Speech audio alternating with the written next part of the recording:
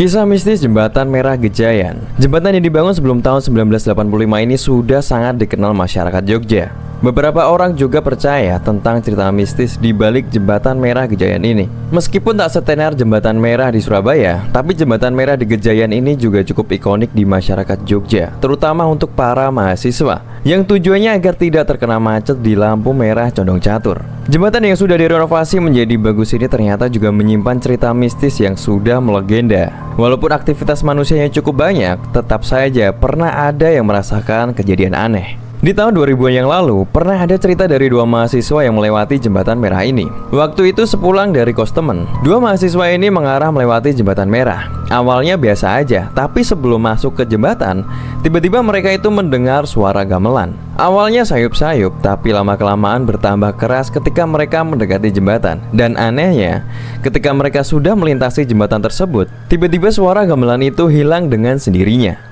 Suara gamelan emang identik dengan kedatangan makhluk halus. Konon, apabila kita mendengar suara gamelan, kita sedang disambut oleh makhluk gaib yang tinggal di tempat tersebut. Dan masyarakat juga percaya, apabila mendengar gamelan, jangan diikuti suaranya dan lebih baik dihindari.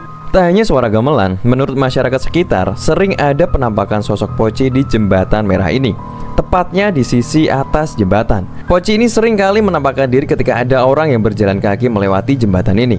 Tahun lalu, teman saya juga pernah melihat penampakan sosok poci ini di jembatan merah. Dia melihat poci itu persis di samping jembatan seperti melayang. Itu sekitar jam-jam surup atau jam setengah 6 sore. Walaupun cuman sekilas, tapi dia itu yakin kalau yang dia lihat itu adalah sosok pocong. Selain pocong, ada juga sosok kuntilanak di jembatan merah ini. Tetapi untuk kuntilanak ini kemunculannya masih random. Jarang ada kesaksian tentang kemunculan sosok kuntilanak ini. Mitosnya, apabila kalian ingin melihat sosok kuntilanak, pergilah ke jembatan dan sebat kelembak menyan di tengah malam.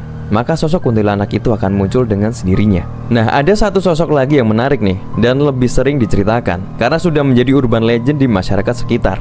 Adanya sosok mayat di Jembatan Merah Gejayan, tepatnya di geladak jembatan. Konon, sosok ini paling dihindari oleh masyarakat sekitar.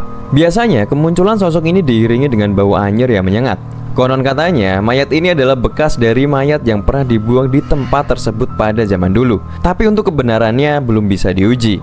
Dan apapun penampakannya, jurusnya itu cuma dua, hadapi atau lari. Nah, kalau menurut versi kalian gimana? Apakah pernah mengalami kejadian aneh ketika melewati Jembatan Merah di Gejayan? Tulis pendapat kalian di komentar.